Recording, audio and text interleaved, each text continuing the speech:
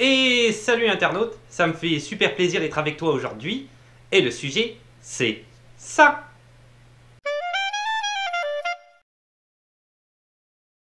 Une petite parenthèse peut-être là-dedans, dans tous ces films-là. National Lampoon's Christmas Vacation en 1989. En français, ils ont appelé ça Le sapin à des boules de Jeremiah Chechik. Alors c'est une parenthèse parce que c'est pas un grand film. Faut dire ce qui est. C'est pas un film. C'est pas un- Bon. Mais ça reste pour moi dans les comédies quelque chose de culte. Et surtout, le titre c'est Le sapin à des boules. C'est un univers dans Noël quoi.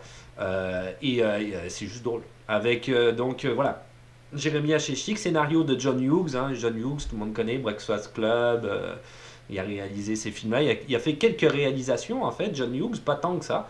Mais c'est surtout un scénariste. Il a beaucoup écrit. Et dans ce genre de film-là, un petit peu pour toute la famille. Avec Chevy Chase, naturellement. Beverly D'Angelo, moi j'aime beaucoup Beverly D'Angelo. C'est une actrice qu'on voit plus, mais c'est une grande actrice. Juliette Lewis, qui était dans un de ses premiers rôles. Et Randy Quaid, le frère de Dennis Quaid, qui a aussi une carrière. Le budget c'était 27 millions, les recettes 71, ça a vraiment pas mal marché. C'est les aventures de la famille Griswold pendant Noël. Pour moi, c'est un incontournable parce qu'il y a ouais, ça reste un gros film américain, on va pas se leurrer, avec de la grosse comédie, du gros humour bien lourd. Mais je sais pas, moi ça me fait rire, je trouve ça drôle. C'est sûr que National Lampoon's, après, ça a été toute une série, ils ont fait 40 000 films. Mais moi, je retiendrai uniquement ceux avec Chevy Chase et la famille Griswold.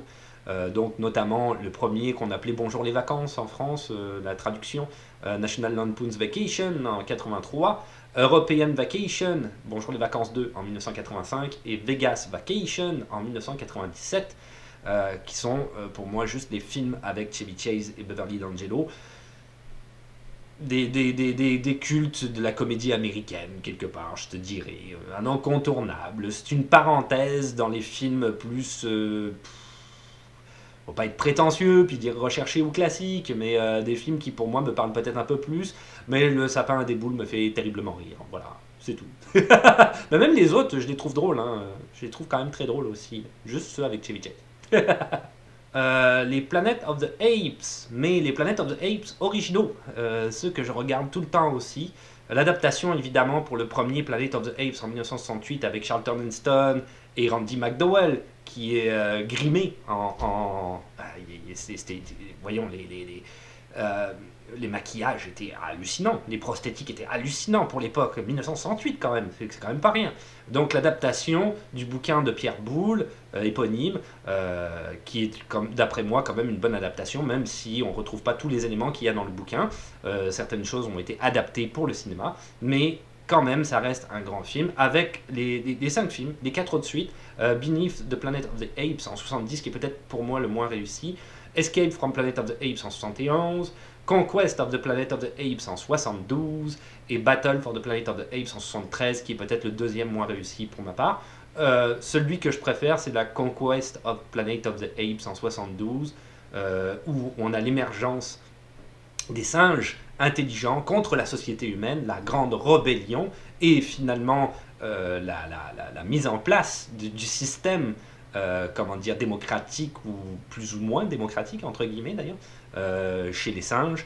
Je trouve ça juste fabuleux, ce film-là, cette projection des singes, de leur société et leur combat pour leur liberté et leurs droits. C'est le film qui vient peut-être plus me chercher, mis à part peut-être le premier, Planet of the Apes avec Charlton Heston.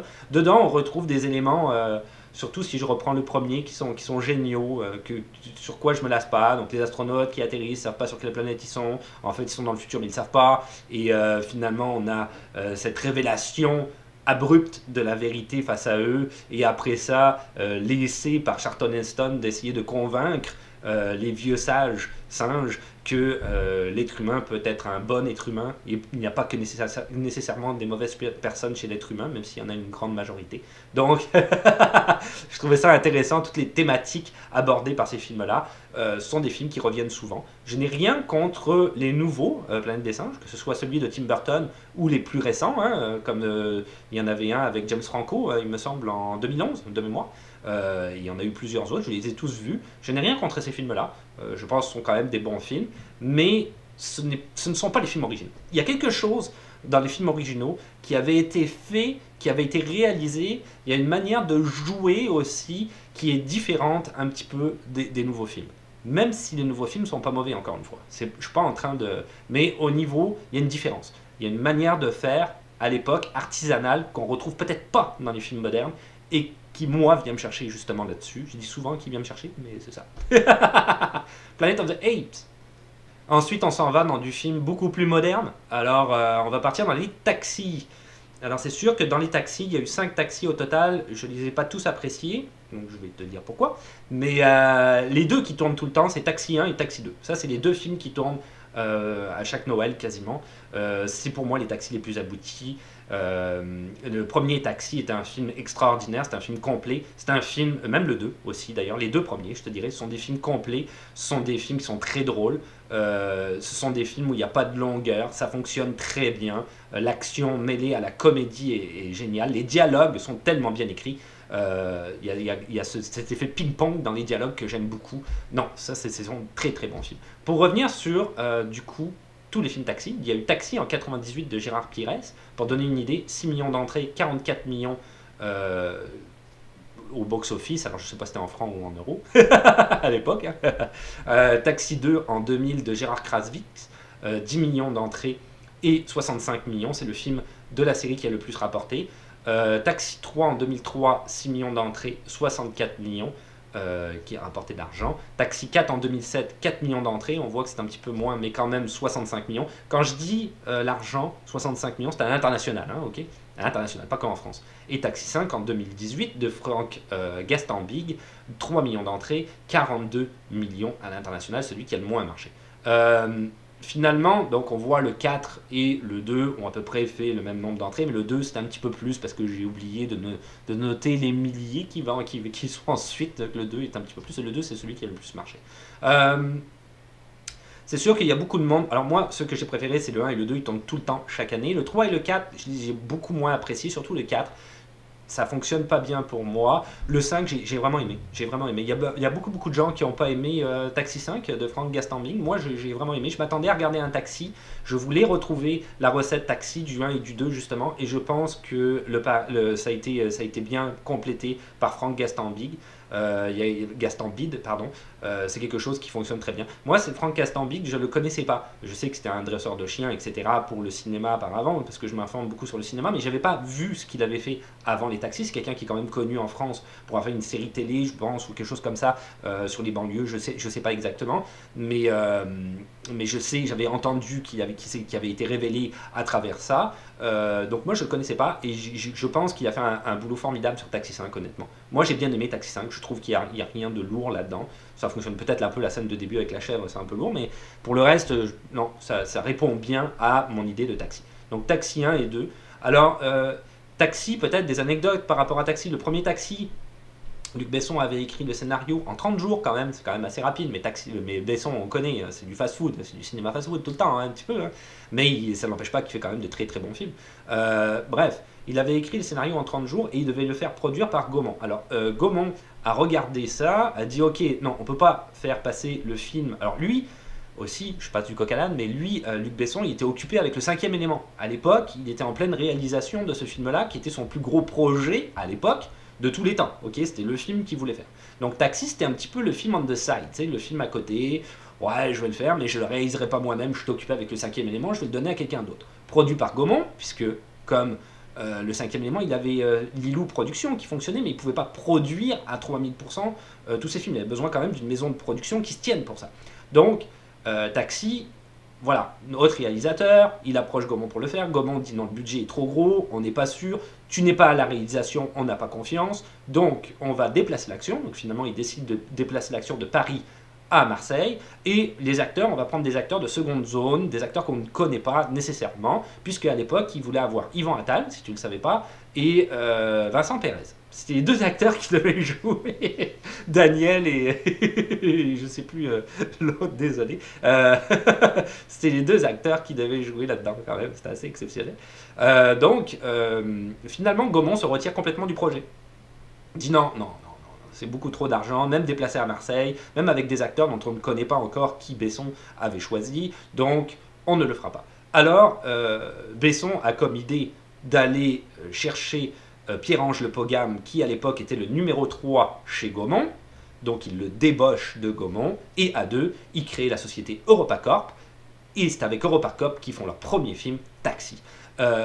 Il reste quand même dans l'idée de ne pas prendre des... Parce que là, maintenant, c'est sa maison de production, c'est beaucoup d'argent. Donc il reste dans l'idée de ne pas prendre des acteurs quand même de premier plan où le cachet serait un petit peu trop important. Donc il s'en va chercher les deux acteurs qu'on connaît, Sami Nasseri et Frédéric Diffenthal, qui étaient des gars qui galéraient un petit peu, je te dirais, dans l'univers de la télévision, plus ou moins, à essayer d'avoir des rôles, à essayer de percer, et ça ne fonctionnait pas vraiment. Et c'est des films qui les a complètement révélés. Donc, Taxi, phénoménal. Je peux pas terminer sans parler de la bande originale du film, parce que nous, moi et ma conjointe, on l'aime beaucoup. Luc Besson voulait absolument avoir une idée de musique en arrière qui soit un petit peu plus banlieue, un peu plus moderne, je te dirais, pour aller toucher la fibre des jeunes quelque part, dans un film qui est très réussi, dans un film qui est très actif, dans un film qui est proactif, qui est ultra rapide, sur le rythme rapide. Et il a demandé à Akhenaton du groupe IAM. Nous, Akhenaton, on l'aime beaucoup. Akhenaton, il est super, Akhenaton. Lui, même son groupe, je veux dire, même Shuriken, c'est Shuriken qui est avec lui. On l'a vu en interview récemment, c'est quelqu'un qui a des très bonnes idées, c'est quelqu'un qui est, comment dire, très en avance sur son temps, surtout si tu prends les idées qu'il avait à l'époque, à la fin des années 90, quand il reparle des idées qu'il avait à l'époque, qui sont des idées qui correspondent à ce qu'on a un peu à l'heure actuelle maintenant. Et à l'époque, il disait déjà. C'est un gars qui est... Un français féministe dans les années 90, c'est super. C'est ça, un français féministe dans les années 90, dit ma conjointe, c'est rare, mais c'est vrai. Donc on l'aime beaucoup. Il a pris ce gars-là pour faire la musique, il a eu raison, Akhenaton du groupe IAM, donc il a composé la majorité de l'instrumental que tu vas retrouver dans Taxi, et sauf peut-être, évidemment, Tu me plais de DJ Keops, qui n'a rien à voir avec Akhenaton, et il a invité toutes les artistes de la scène marseillaise émergents du rap, et il leur a donné un petit peu une ouverture, comme ça. Taxi, ça les a aidés à lancer leur carrière. Taxi, ça a été un phénomène. Donc Taxi et Taxi 2, pour moi, des films géniaux. Je peux les voir et les revoir. Ça ne me dérange pas. J'adore les dialogues. J'adore le côté très rapide de ces films-là. Les scènes, évidemment, en voiture sont très bien filmées. Alors ensuite, les Visiteurs 1 et 2. Alors les Visiteurs 1 et 2, naturellement, pour moi, un incontournable aussi. Je les avais vus au cinéma, les deux, à l'époque. C'était des ovnis, c'était quelque chose... C'est Poiré qui avait fait ça avec Christian Clavier. C'est quelque chose qu'on n'avait jamais vu. J'aimais ça, ce mélange modernité et Moyen-Âge, la confrontation entre les deux. Un peu l'équipe de l'Ermite et compagnie, là, Clavier, tout ça qui revient, Josiane Balasco, tous ces gars-là qui avaient fait Le Père Noël est une ordure. Un petit peu ces idées-là qu'on retrouve dans ces films-là. Les idées de cette équipe-là, un peu, Clavier, j'en ai parlé. Jean Reno, évidemment, qui est formidable dans le film aussi. C'est sûr qu'à l'heure actuelle, tu vas avoir la série Kaamelott qui a un petit peu, parce qu'après ça, il y a eu les Visiteurs 3 qui sont sortis, Visiteurs en Amérique, les gens ont un petit peu moins aimé. Moi, je n'ai pas détesté. On retrouve un petit peu les Visiteurs, c'est une sorte de remake quelque part du premier aux États-Unis. Bon, c'est pas flamboyant, mais ça se regarde. Et le dernier, qui était avec la Révolution française, que j'ai vu avec ma conjointe, on n'a pas détesté, on a trouvé ça quand même bien. Mais le dernier, c'est sûr que bon, il a un petit peu été mangé, je te dirais, par la série Kaamelott, qui est sortie entre-temps, avant le dernier, après le 2 et le 3, après le 2 et le 3. Donc, bon, Kaamelott avait amené quelque chose de supplémentaire que les Visiteurs n'avaient pas. Il s'est inspiré, quelque part, des Visiteurs pour créer complètement autre chose, mais quand même dans la même veine. Et voilà, bon. C'est sûr que là-dessus, peut-être le dernier pêchait un petit peu, il y avait du mal à se renouveler. Mais les Visiteurs 1 et 2, c'est des grands classiques. Il y a des scènes d'anthologie là-dedans, c'est terriblement bien écrit, c'est vraiment bien joué, c'est une super bonne idée. Je continuerai naturellement, comme je le disais en début de vidéo, ma conjointe a embarqué un petit peu dans le système des films de Noël, donc elle a amené un peu sa touche là-dessus. Donc on a des films un petit peu plus récents qui sont diffusés aussi, comme Le Seigneur des Anneaux, la trilogie du Seigneur des Anneaux la plupart du temps. Elle revient maintenant à l'heure actuelle. Les Retours vers le futur, j'y avais pas pensé, mais c'était une bonne idée, elle les avait mis l'année dernière. 1, 2 et 3. Les 3 Retours vers le futur qui sont c'est vrai que ce sont des films d'anthologie. C'est vraiment génial, les Retours vers le futur. C'est des films que j'ai toujours adorés, mais j'avais pas pensé à les mettre à Noël, mais c'est vrai. Et évidemment, les premiers Star Wars, où ça, on met souvent un ou deux Star Wars. On les met peut-être pas tous, des Star Wars, honnêtement, mais on en met peut-être un ou deux, de temps en temps. Bon, voilà, à Noël. Souvent, d'ailleurs, très souvent, la trilogie originale, 4, 5, 6. On met rarement les autres. Les autres, on les trouve un peu moins aboutis. De toute façon, je pense que tu as vu la dernière vidéo que j'ai fait sur les trilogies Star Wars. J'ai moins aimé les plus récents, on va dire, à partir du 1, que la trilogie originale 4, 5, 6. Puis on écoute la famille Adams. La famille Adams. On écoute Galavant. Ouais. Aussi. Galavant, ouais, Galavant, il est dans les DVD en arrière aussi. L'Histoire sans fin, Labyrinthe, tous ces films un peu comme ça. C'est vrai, l'histoire sans fin, ouais. Mais moi, maintenant, mon préféré, c'est Le Grand Détournement. Je pense Le que l'année Grand passée, on l'a mis Détournement, comme ouais. 4 fois, puis ça me dérangerait pas de le mettre encore 4 fois cette année. Ouais, si tu connais pas, je pense que j'en avais parlé dans une vidéo précédente, mais si tu connais pas Le Grand Détournement, tu peux aller le voir. La dernière fois que j'avais vu, il était sur YouTube, je sais pas s'il y a encore. C'était vraiment vraiment bien. C'est Philippe Anazanavicius, il est vraiment dur à dire son nom. Le gars des OSS et compagnie là. Ce gars-là, il faisait partie de l'équipe des nouveaux, c'était l'équipe des comédiens, comme soit dit drôle après les nuls, quand les nuls s'étaient retirés de Canal+. Lui, il avait fait le grand détournement, je pense que c'était en 1993, où en fait, pour l'anniversaire de la Warner Bros, l'avait autorisé à reprendre tout plein d'extraits de films, les redoubler avec les doubleurs français, ok, de John Wayne et compagnie, Robert Redford et tout ça, Dustin Hoffman, et de faire réellement un film avec une narration qui suit, même si ce sont tous des bouts de films qui n'ont rien à voir les uns avec les autres, tout appartenant au catalogue de la Warner. C'est un film naturellement d'anthologie. C'est génial, c'est juste drôle. C'est dommage qu'ils puissent pas en faire plus que ça. Des films comme ça, parce que c'est vraiment, vraiment exceptionnel. C'est vrai, je ne veux pas parler du Grand Détournement, mais il faut parler de ce film-là. Tu veux parler des films de Noël? Peux-tu parler de l'Elfe? L'Elfe, ah oui, l'Elfe de Noël, oui. Maintenant, je pense que j'aime autant Santa avec Alain Chabat oui, que Elfe. Oui, je pense que ça c'était l'année dernière, on l'a découvert. Ma conjointe me fait faire durer la vidéo 3000 ans, mais on l'avait découvert l'année dernière. Alain Chabat, c'est quelqu'un qu'on aime beaucoup dans la famille, on aime vraiment beaucoup. Avec mon fils qui a 7 ans, on regarde le Burger Quiz, donc c'est ça, c'est Alain Chabat. Alain Chabat est super talentueux. Alain Chabat, c'est quelqu'un que j'aime beaucoup, évidemment, avec Les Nuls. Moi, je l'avais découvert comme ça, mais son premier film, La Cité de la Peur, était extraordinaire. À la suite de ça, Astérix et Obélix, Mission Cléopâtre, qui est 2002, qui est juste cultissime aussi dans la famille, qu'on connaît par cœur. Et plus récemment, pour venir là-dessus, l'année dernière, on a découvert son film sur le Père Noël qui s'appelle Santa, je pense, Santa Claus, quelque chose comme ça. Santa quelque chose, avec Audrey Tautou qui joue sa femme d'ailleurs dedans. Wanda. Non,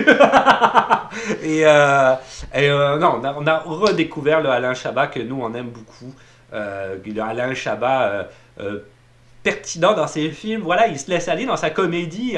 C'est drôle, c'est juste ça qu'on veut voir. C'est pas du Alain Chabat prise de tête. J'ai vu là récemment, il tourne dans un film. C'est pas un film de lui, mais il tourne dans un film. C'est un film classique, quoi, cliché, dramatique, un peu con, honnêtement. Mais non, nous, ce qu'on aime, c'est ça, c'est le vrai Alain Chabat. Celui de la Cité de la Peur, celui de Astérix et Obélix, Mission Cléopâtre, avec ces dialogues-là, avec ces incohérences, mais maîtrisées. Et dans le film Santa, on le retrouve à 3000%. Merci Alain Chabat d'avoir fait ça. Je vais essayer de terminer cette vidéo-là. Elle va être en 2 parties, c'est sûr. La série Kaamelott, j'en ai parlé tout à l'heure. Ça, c'est un incontournable aussi, la série Kaamelott. Tous les livres, eux, sont divisés par livres. Tous les livres, du 1 au 6, je les ai tous aimés. Moi, je les ai tous aimés. C'est sûr que le dernier, peut-être, il y a plein de gens qui avaient moins aimé parce que c'était peut-être un petit peu plus sérieux, mais on retrouve quand même l'univers d'Alexandre Astier qu'il a inventé et cette espèce de comédie comme ça en arrière-plan. Kaamelott, je le remets à chaque Noël. Là, j'ai commencé parce qu'évidemment, le montage de la vidéo, ça va être une semaine plus tard. Mais là, moi, je suis au début de mes vacances. Quand la vidéo va sortir, ça va être le milieu de mes vacances. Mais Kaamelott, je le remets et je ris tout le temps. Je connais ça par cœur, mais je ris tout le temps. On en parlait ce matin, juste avant que je fasse la vidéo avec ma conjointe. C'est juste, même en connaissant ça par cœur, comme disait ma conjointe, c'est juste le jeu des acteurs. Et, il est précis. Il est ce qu'il doit être par rapport à ce qui est écrit au niveau de la scénarisation. Et les dialogues, dans un univers de Moyen-Âge, mais on parle à la manière moderne, et la psychologie des personnages est très bien écrite aussi. Fait que c'est juste. Même si tu prends par exemple le personnage du roi, on voit qu'il est en dépression, il en parle. Là ce matin j'avais mis le livre 2, parce que oui, ça tourne, c'est les vacances. J'avais mis le livre 2 ce matin, et il en parle à un moment donné, on est juste aux prémices de la série Kaamelott, et il en parle, le personnage, en disant qu'il est un petit peu en début de dépression, et il dit à Caradoc et à Perceval, c'est très important ce que vous faites pour moi, là, vos idioties complètement incohérentes et débiles, vous pouvez pas savoir comment ça m'enlève un poids. C'est toujours, comment il dit, aussi débile qu'inattendu. Donc, mais c'est ça. Donc, véritablement, on s'en va dans la progression parce qu'il y a une narration avec la dépression de ce personnage-là jusqu'au dernier livre et qui aboutit avec une espèce de flashback et on voit comment ça fonctionnait parce qu'il y a son suicide, etc. Donc, c'est une dramaturgie, mais là-dedans, il y a une comédie qui est très bien maîtrisée, qui est parfaitement bien maîtrisée. Et alors, ces acteurs, même son père, Lionel Astier, joue formidablement bien, le rôle de son père le joue formidablement bien. Oui, ce sont tous, la plupart sont des acteurs de théâtre, mais ça se ressent. Ouais. Son personnage est tellement camp, il joue tellement bien. Oui, absolument. Oui. Celui qui est son beau-frère, mais dans la narration, son vrai frère, mais son demi-frère, qui joue le rôle de son beau-frère, et puis lui il s'y fait jamais. Non, mais vous n'êtes pas de ma famille. Ah si, oui. Il oublie tout le temps. Donc ça, je voulais en parler quand même, la série Kaamelott qui tourne tout le temps. On attend les films, Alexandre Astier, je sais que tu m'écoutes pas, et jamais personne qui m'écoute de connu, mais ça fait 20 000 ans là, que tu le fais, ton putain de film, tu vas le sortir, oui. Alors là, il y a des déboires de juridique, après ça, son scénario il marche pas, il remet tout le temps en arrière, à un moment donné, sors-le ton film, on veut le voir, ok. Ok, t'as fait des bandes dessinées, mais on s'en fout des bandes dessinées, on veut voir le film nous maintenant. Alors sors-le, t'as fait quelque chose de magnifique avec la série, sors-nous le film. Je parlerai très rapidement, je vais reprendre quand même ce que disait ma conjointe aussi, j'aime ça reprendre ce qu'elle dit. Mais je m'attribue pas le mérite. Doberman en 1997 de Yann Kounen avec Monica Bellucci, Vincent Cassel, Romain Duris. Romain Duris, c'était son premier rôle. Romain Duris, enfin évidemment il avait fait des autres rôles avant, mais c'était le rôle notable de Romain Duris qu'il a révélé un petit peu en France et qui a fait en sorte qu'après il fasse l'auberge espagnole et le reste. Doberman, c'est un film de Yann Kounen dont je voudrais parler parce que ça reprend ce que disait ma conjointe un instant hors caméra. Tu ne l'auras pas entendu, où elle disait que les Français, des fois, essayaient de faire des films à l'américaine. Et pourquoi certains films qui sont des films français qui pourraient paraître clichés, mais qui ne sont pas, parce que c'est cliché par rapport à l'univers des films américains qu'on a pu voir, mais qui, pour un film français, n'a jamais été fait, et qui, du coup, ne l'est pas. Donc, si on reprend, par exemple, l'idée qu'elle m'expliquait de Taxi, Taxi, ça reprend des poursuites en voiture, etc. On a déjà vu ça. C'est des films américains qu'on voit souvent. Ça n'avait pas été fait depuis Belmondo, ça, les poursuites en voiture. Il y en avait quand même très peu, et lui, il reprend ce modèle-là, Besson, et il le met à la française avec des dialogues un peu à la Michel Audiard quand même. C'est peut-être pas Michel Audiard, Luc Besson, faut pas exagérer, mais des dialogues plus drôles, plus agités. Et Doberman, quand je dis agité, je veux dire plus, ils sont actifs, ok. C'est des dialogues qui, bang, ping-pong comme je dis tout le temps. Doberman reprend cette idée-là de Yann Kounen, c'est un pari intéressant en 1997, c'est sûr qu'il y a beaucoup de... Lui, c'est avec les studios de la Chauve-souris qui fonctionne, et son ami, mais il y a beaucoup les critiques, les cahiers du cinéma, je me souviens à l'époque, moi j'avais été le voir au cinéma, j'avais été complètement bluffé, avait dit que c'était un film poubelle, et qu'il détestait ça, etc. Mais bon, les cahiers du cinéma, voilà quoi. J'avais parlé au début du film de Jean-Luc Godard, c'est un peu la même affaire. Mais non, en fait, c'est un pari qui est ultra réussi. C'est quelque chose qui a quand même mis du mal à faire. C'est quelque chose qui va à contre-courant complètement de ce qu'on peut voir dans le cinéma français, qui s'évertue à essayer de faire soit des comédies ou des drames qui tournent toujours plus ou moins autour de la même chose. Mais là, il avait fait quelque chose de bien. Malheureusement, Yann Kounen, pour ma part, ce que je trouve, il n'a pas réussi à retransposer ça. Il aurait dû continuer dans la même lignée, dans la même thématique, le même genre de film, un petit peu comme ça à contre-courant de ce qui peut se faire en France, qu'il n'a pas fait. Donc dans Blueberry, après en 2004, j'ai complètement perdu. Il y avait Vincent Cassel aussi, un film américain. Pour moi, c'était adapté d'un comic book. Ça m'a royalement fait chier. Il y a 99 scènes, 99 francs, pardon. Qu'il avait fait, qui était pas mal, de Bec BD, là, Jean Dujardin, il incarnait un peu Bec BD là-dedans, c'était pas si mal, mais après c'est ça, c'est une suite de films qui pour moi, voilà, j'ai moins accroché sur l'univers que ce qu'il avait pu faire avec Doberman en 1997. Je terminerai vite fait, je parle trop, je sais pas, on verra. Je sais pas si je vais couper au montage. Saber, Racine me dit tout le temps de pas couper, mais...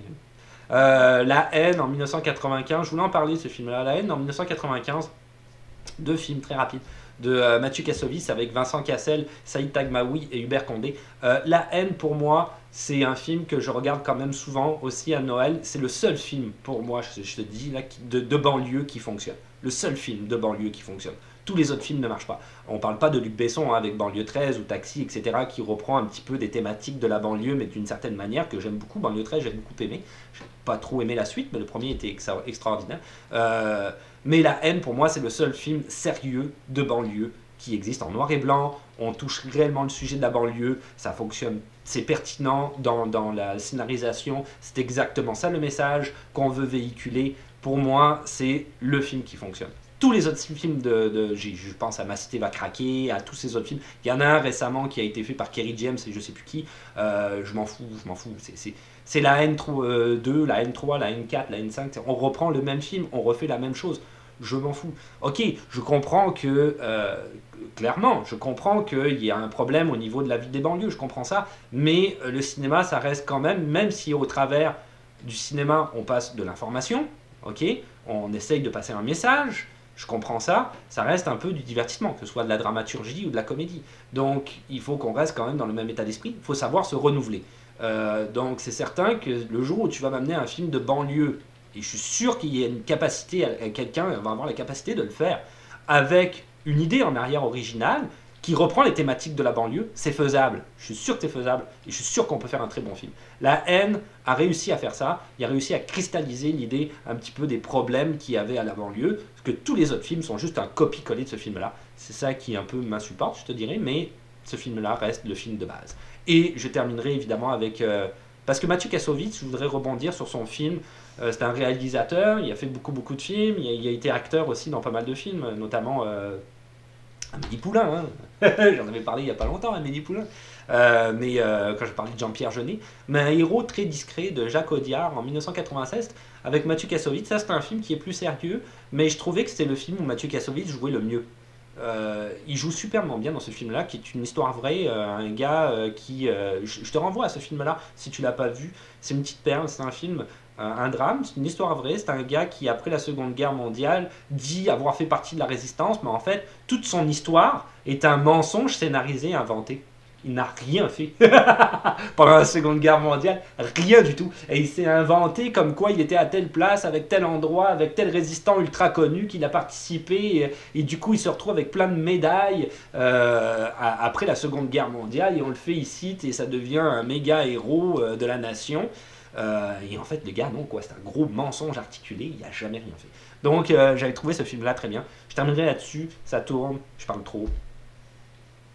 Voilà. Et voilà, c'est tout pour aujourd'hui. Donc, c'était la vidéo affreusement longue, en 2-3 parties, 18 parties, je sais pas. Mes films de Noël, c'est sûr que, comme je le disais en début de vidéo, on en diffuse tellement, j'ai essayé de faire un petit résumé des quelques films les plus importants qu'on regarde, mais il y en a beaucoup plus. Il y a même des vieilles séries, il y a plein de trucs. Donc voilà, bon, les films de Noël qu'on regarde un petit peu plus. Avant de terminer, je voudrais souhaiter, parce que cette vidéo ou ces vidéos vont sortir après Noël, mais avant la nouvelle année. Donc je voudrais souhaiter bonne année à tout le monde. Nous, c'est une Inception, on n'a pas encore fêté Noël, mais le temps que je monte la vidéo, ça va sortir à ce moment-là. Donc une bonne année à tout le monde qui regarde la chaîne. On n'est pas super nombreux, c'est une petite chaîne, mais on reste une petite communauté super sympathique, je pense. Je remercie tout le monde, d'ailleurs j'en profite. Tous ceux qui regardent la chaîne et qui sont actifs, il y en a quand même beaucoup. Juste regardez, hein, c'est déjà être actif. Les commentaires sont toujours super sympathiques. Donc c'est toujours super gentil. Il n'y en a pas beaucoup, mais ils sont super gentils. Et en plus, il y a des suggestions. Ça, j'apprécie beaucoup. Ça donne des idées, ça donne du contenu. Je l'avais déjà dit dans une vidéo précédente. Ça donne du contenu que je suis sûr que ça va t'intéresser puisque c'est toi qui l'as suggéré. Et puis en même temps, ben voilà, c'est ça. On essaye de parler de cinéma, puis on essaye de parler de cinéma peut-être d'une manière un petit peu différente, en regardant un peu les films, voilà, d'une autre manière, quelque part. Une autre approche du cinéma. C'est ce qu'on essaye de faire avec cette chaîne. Parce que je dis on, parce que ma conjointe aussi donne des idées. En plus des suggestions que j'ai dans les commentaires. Après, pour le reste, c'est comme d'habitude, si tu veux t'abonner, parce que c'est plus facile de savoir quand est-ce qu'une nouvelle vidéo va sortir, des questions, des suggestions, ou même des commentaires, hein, comme je le disais, dans les commentaires, de mettre un petit pouce bleu, parce que ça fait toujours plaisir. Et puis, on se retrouve à la prochaine. Bye et bonne année 2020